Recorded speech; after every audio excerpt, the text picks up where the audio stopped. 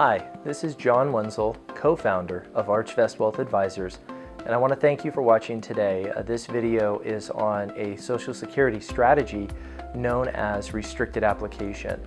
Now, of course, there is legislation out there which has altered this strategy and or significantly reduced the ability of this strategy, so I would encourage you to watch the legislative update video that we have, which talks a little bit more about this strategy and how it has been affected.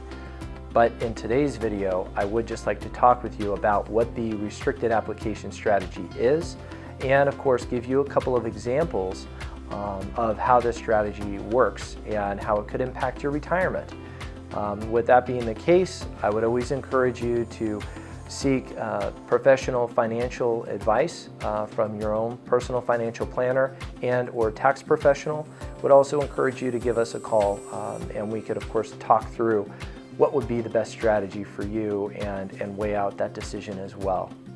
So with regards to the restricted application, this is a strategy that can be utilized when at least one of two spouses has reached their full retirement age. So what is the restricted application? This would allow for the spouse that's at full retirement age, say for example is at age 66, it's their full retirement age, they would like to actually receive benefits from a spouse who has already filed and is claiming their Social Security.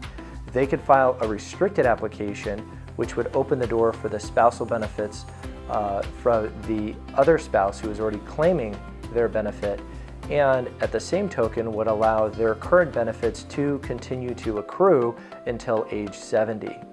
So for example, if spouse number one was say age 62, was receiving their benefit, spouse number two was now age 66, which is their full retirement age.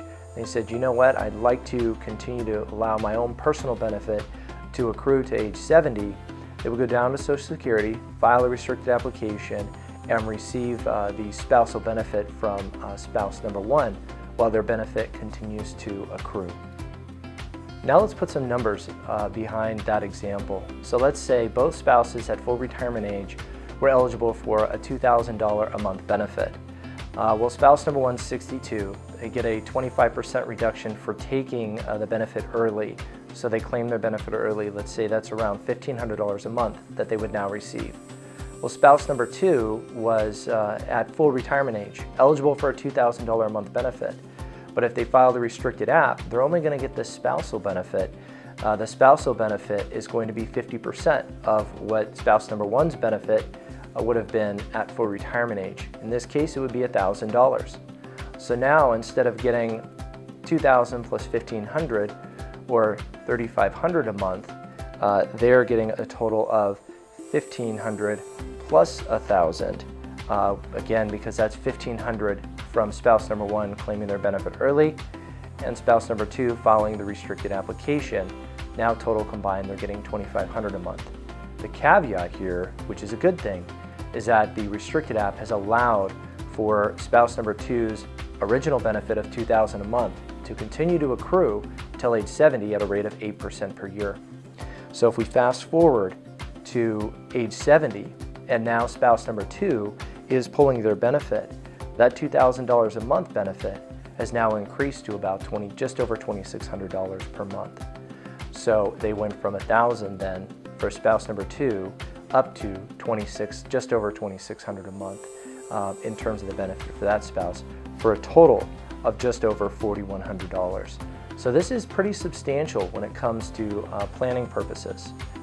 You also want to consider as a divorced spouse, if you have been divorced for at least 2 years, married for 10, you've come about to your full retirement age, you do also have the option to utilize the restricted application based upon your other spouse, assuming of course that they're at full retirement age as well and or have Social Security benefits to themselves.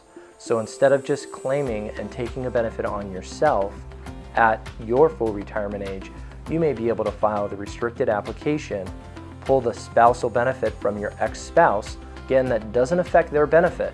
It doesn't change their benefit, and they don't even have to know. They wouldn't know if you claim their benefit.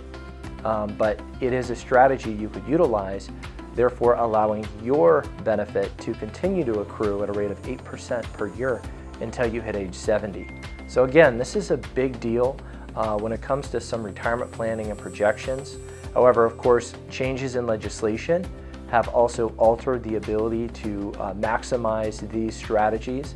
So I would, again, highly encourage you to speak with a tax professional and/or financial advisor to figure out what the best strategy is for you.